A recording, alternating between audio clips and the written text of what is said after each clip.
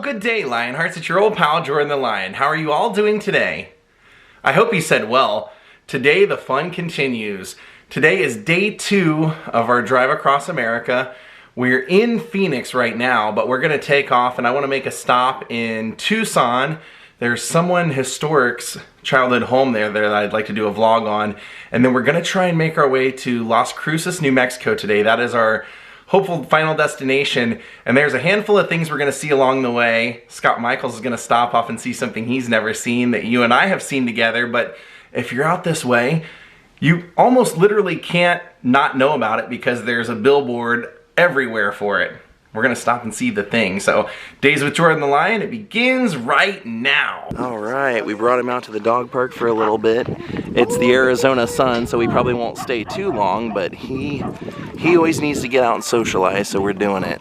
Look, already making a buddy.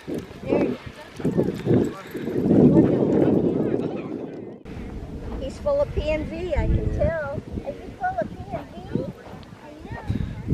What's his name? Scott's Blue. making a friend. Hello. Hello, Blue. Hello. Are we sitting? Oh. Oh. As all the way out there, he has a method. Whenever he goes to the bathroom, he likes to go as far away from the play area as he can. Hi, Blue.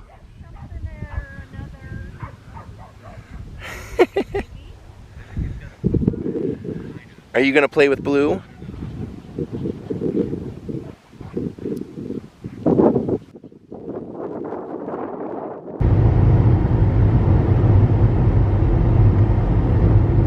On the road. So our first stop is, I want to go to the childhood home of Gary Shandling. They moved out here from Chicago, Illinois when he was 7. I'll tell you why, and man, some very interesting stories about the times living in this house for him.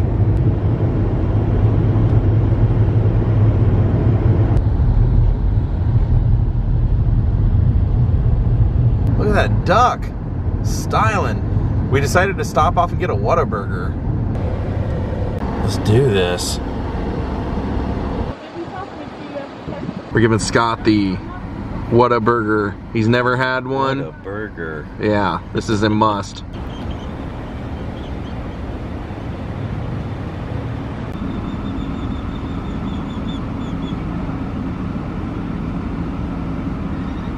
Large with a Diet Coke, and then a medium onion ring and a medium Dr. Pepper. Oh yeah, this is as great as I remember. I got the mushroom Swiss burger with, put a little ketchup on there, so good. Okay, we're finally rolling into Tucson.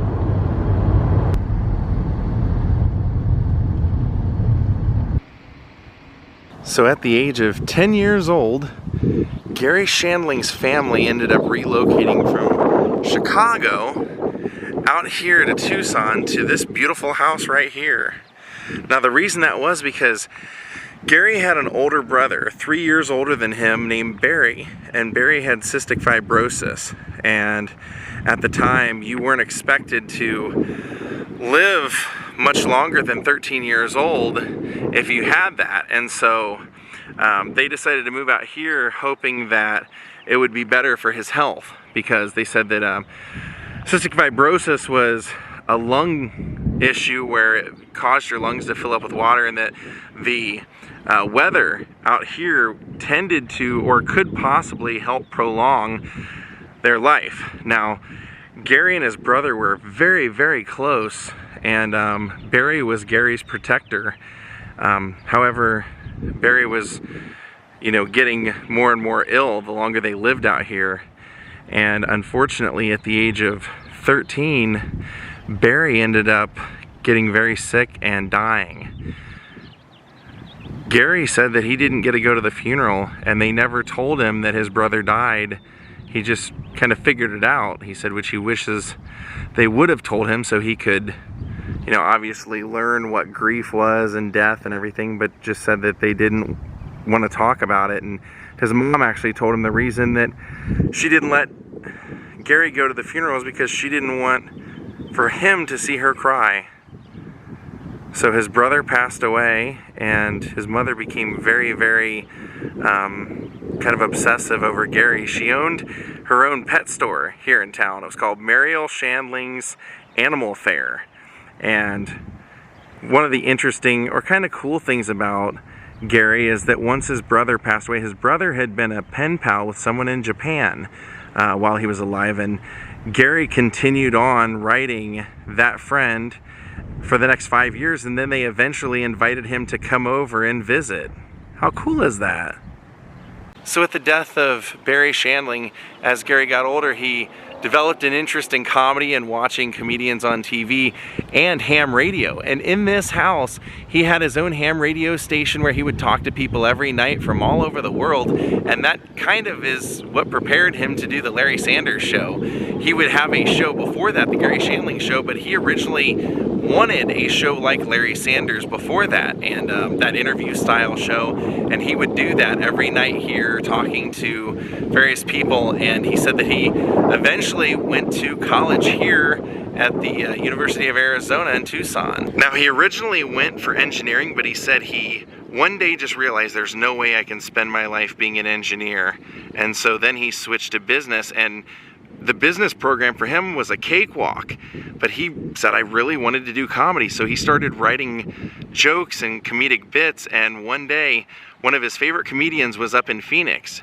George Carlin. So he said, I got in my car, left my house, and drove 2 hours up to Phoenix, and walked in, and George Carlin was at the bar, and I said, I want to be a comedian and I like what you do.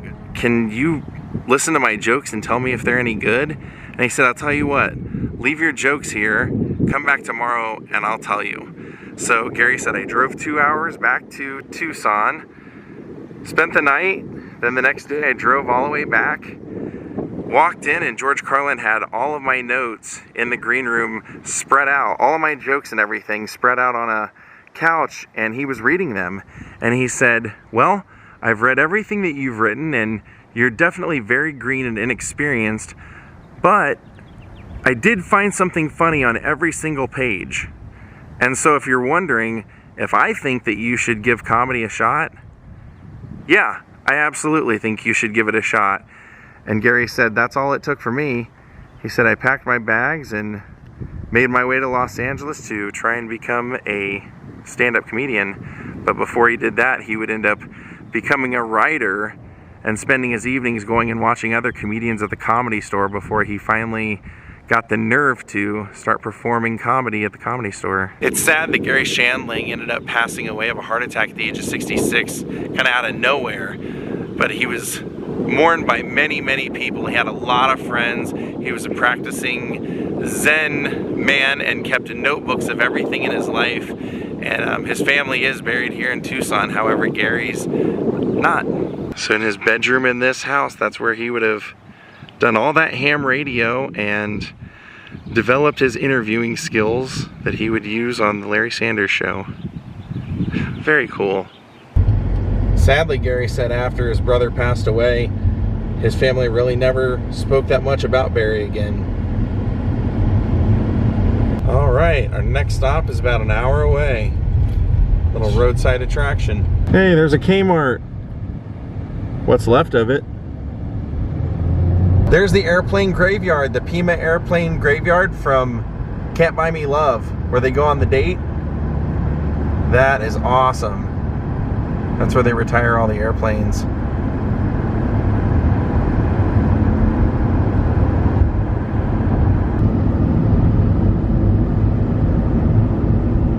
Nice scenic drive, I love this.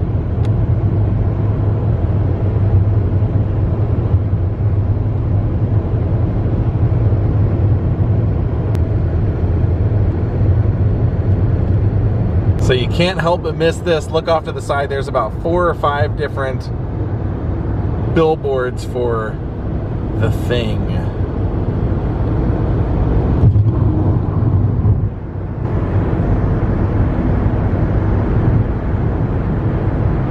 Just makes you have to want to go, right?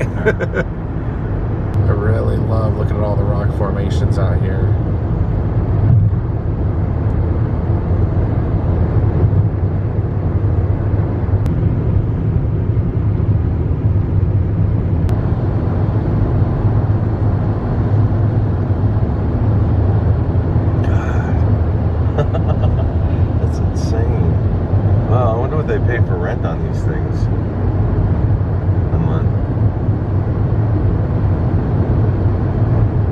Tell everyone. What is it? What can it Here we are.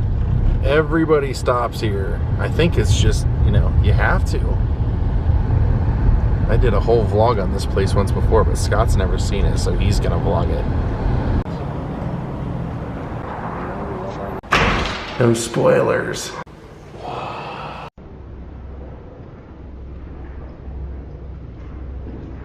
Oh, look at that. You gotta love the DQ. I actually gave away my The Thing shirt. Maybe I'll get a new one. I love coming in here because it's just a really cool gift shop. You can find just about everything, a little of everything. That's the shirt I had before that I gave away. Oh, look. Only one green spot from this green alien for your out-of-this-world fortune.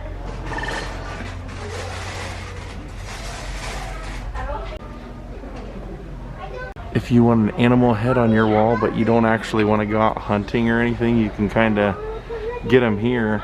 Or if you just need a clown head for your wall, you can get it here. Illegal alien?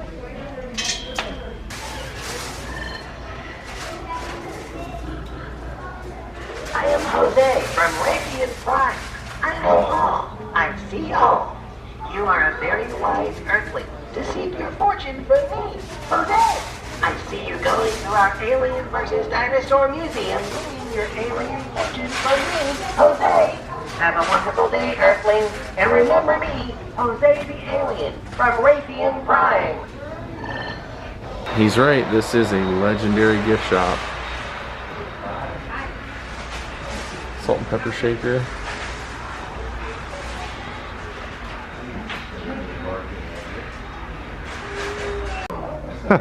Great seats, free admission. Hey, that ain't a bad shirt. What really happened? The Thing. I think I want that one. So right now, Scott's in there taking the tour. I've already done it, but if you'd like to see my experience, look up The Thing on my channel. I was here about a year ago. You know I'm a sucker for the turquoise jewelry. We do have another stop today though. There's something interesting in Bowie, Arizona, and I want to go see it. Look at that, you can buy fireworks in here as well. Year-round fireworks. And quite a bit of them.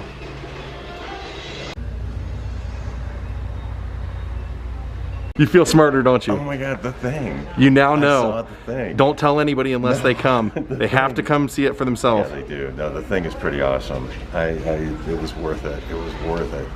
You can now die a happy man. Look, it's The Thing juice.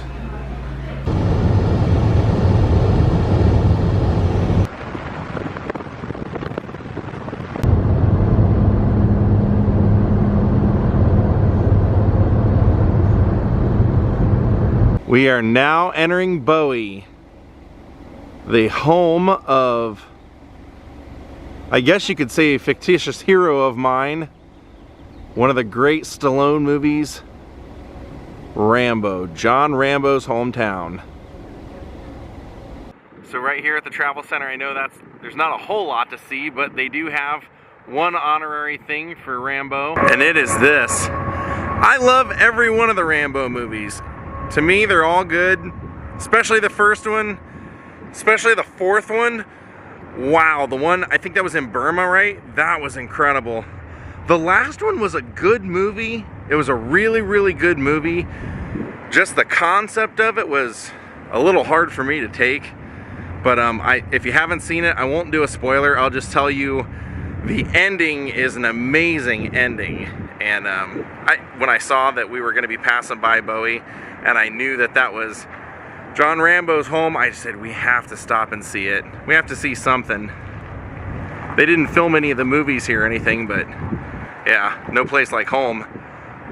Just trying to get something to eat. The guy just, you know, Rambo just couldn't, they wouldn't leave him alone.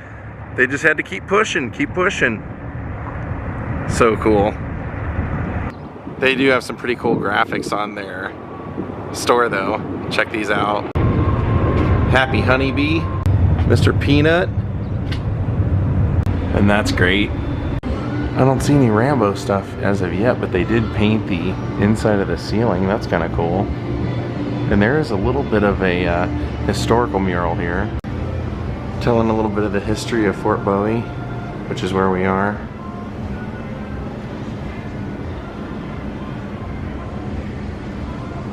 Yeah, all I'm gonna say, fourth movie amazing, first movie amazing, second and third pretty good, last one really good, hard topic to take, and the ending's just unbelievable. I like the rest of the mural too. Cool band. I guess a lot happens here in Bowie. We gotta be heading out though.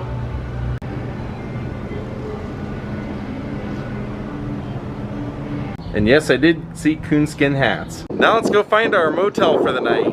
All right, we can check Rambo's hometown off the list. Cool. Ja, we have officially made it to... Look, Ja, we're in New Mexico. This is your first time in New Mexico, bud. I think, right? Is this your first time in New Mexico? It is, isn't it, Ja?